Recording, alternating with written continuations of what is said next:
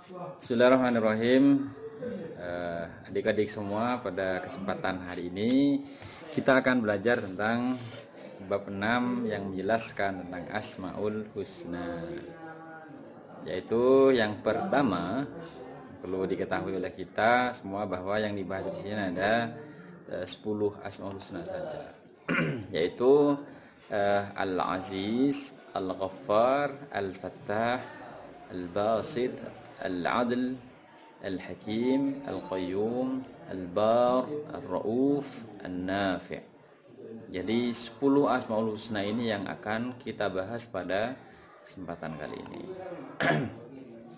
Sebelum itu perlu diketahui tentang pengertian Asmaul Husna.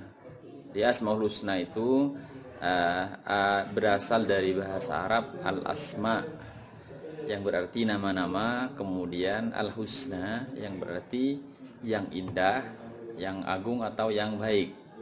Sehingga Asmaul Husna atau al-asmaul husna itu berarti adalah nama-nama yang indah atau nama-nama yang baik yang dimiliki oleh Allah Subhanahu wa taala, yang menandakan keagungan Allah Subhanahu wa taala. Jumlah Asmaul Husna di dalam Al-Quran itu sebagaimana disarikan di dalam Al-Quran ada 99 nama. 99 nama Asmaul Husna.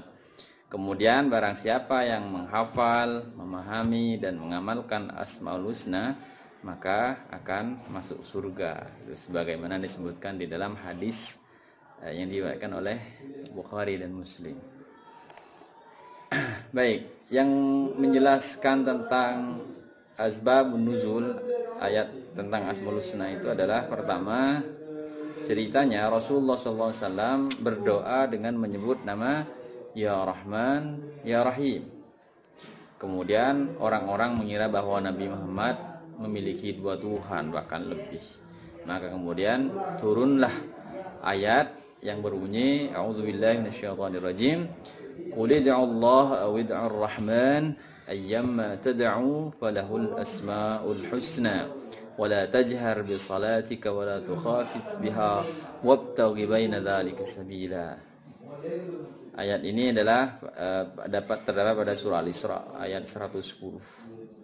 Jadi orang-orang musyrik waktu itu mengira bahwa Ya Rahman itu adalah nama orang Yamamah. Hal ini tidak benar. Bahwa Ya Rahman Ya Rahim itu adalah Allah, yang Rasul berdoa menggunakan namanya, nama-nama Asmaul Husna itu.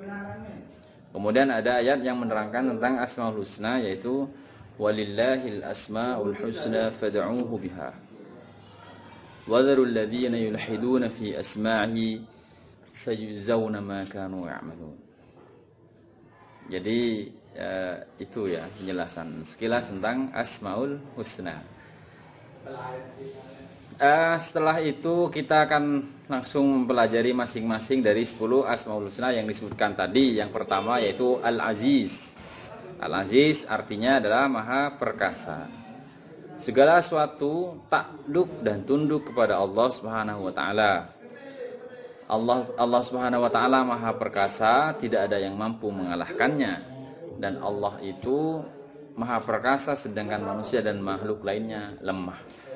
Ayat yang menerangkan tentang Al-Aziz ini adalah yusabbihu lillahi ma fis samawati wa ma fil ard al-malikil qudusil azizil hakim. Ini terdapat pada surah Al-Jumu'ah ayat 62. Kemudian yang kedua adalah Al-Ghaffar. Al-Ghaffar itu artinya adalah Maha Pengampun, yaitu Allah Subhanahu wa taala Maha mengampuni segala dosa hambanya yang bertaubat. Allah Subhanahu wa taala mencintai hambanya yang bertaubat dan berusaha menyucikan diri dari dosa.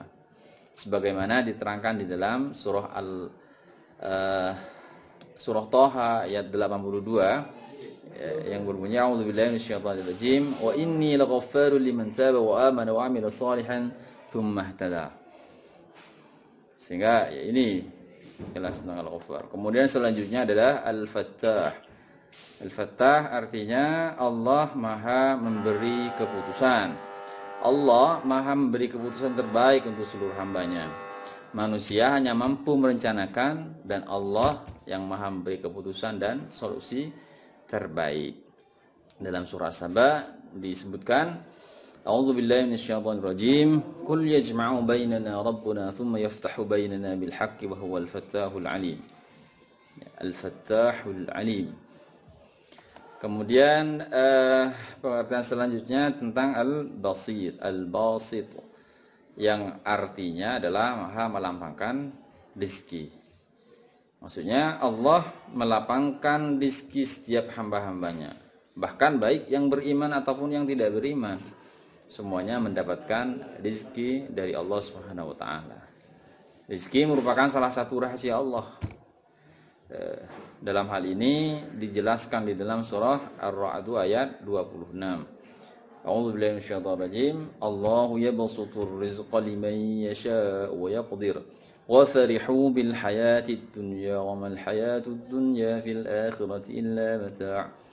Artinya apa yang siapapun Allah yang kehendaki untuk mendapatkan rezeki, maka dia akan mendapatkan rezeki. Termasuk bahkan disebutkan tadi orang yang tidak beriman itu juga mendapatkan kemahabausitan Allah Subhanahu wa taala. Baik, yang selanjutnya adalah al-adl yang artinya adalah maha adil. Allah maha adil dan keadilan Allah bersifat final dan tidak sama dengan keadilan manusia. Keadilan Allah bersifat murni dan tidak pandang bulu sesuai dengan amal hambanya. Dalam hal ini kita lihat dalam surah Al-An'am ayat 115 yang bunyinya a'udzubillahi minasyaitonir rajim. Tammat kalimatu rabbika sidqan wa 'adla. La mubaddila li kalimatihi wa huwas samii'ul 'alim. Jadi adil, maha adil. Selanjutnya adalah Al-Hakim yang artinya adalah maha bijaksana. Allah maha bijaksana dalam segala hal dan keputusan Allah selalu bijaksana, berbeda dengan keputusan manusia. Misalnya seperti adanya surga dan neraka merupakan bukti bahwa Allah maha bijaksana bagi seluruh manusia.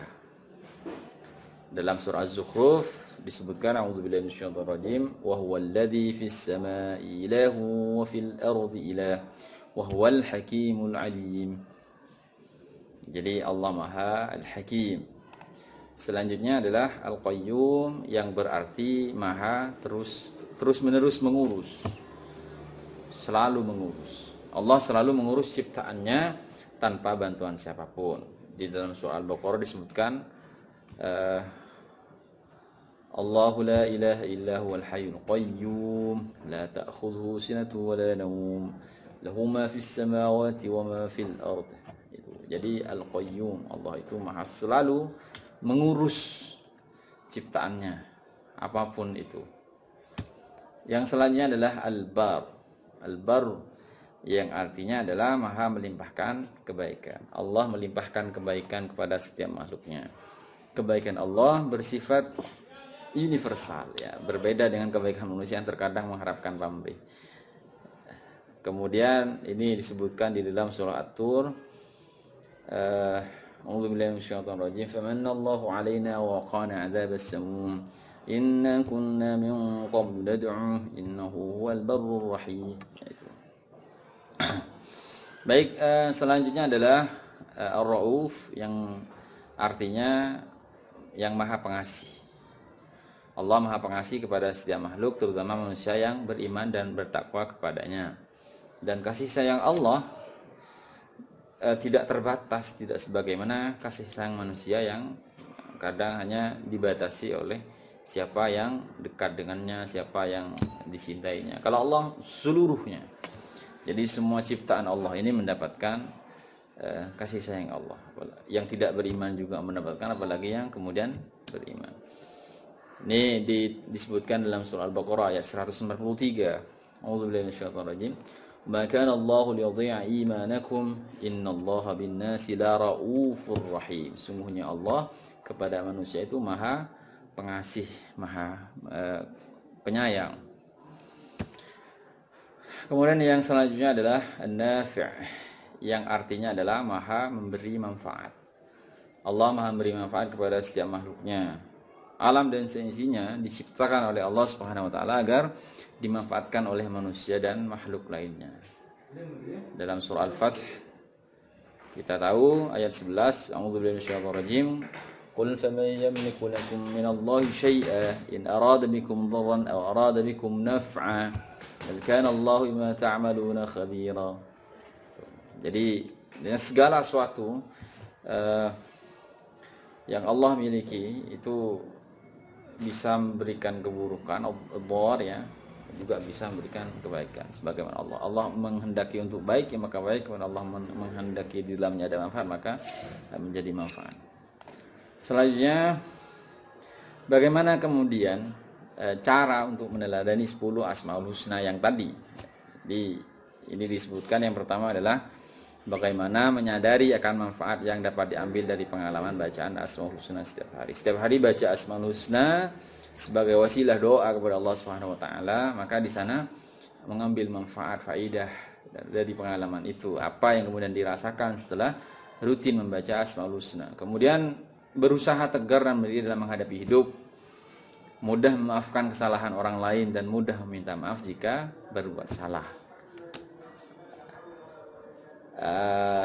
Kemudian ulet dalam bekerja dan tidak suka bermalas-malasan, dan berusaha menjadi orang yang dapat memberi manfaat bagi orang lain, melatih diri menyayangi semua orang, berusaha melakukan perbuatan baik, kemudian melatih diri menjadi pribadi yang bijaksana dan tidak pilih kasih, berusaha bersikap adil kepada semua orang, dan kemudian membiasakan diri mengatur waktu, disiplin dan tidak mudah putus asa.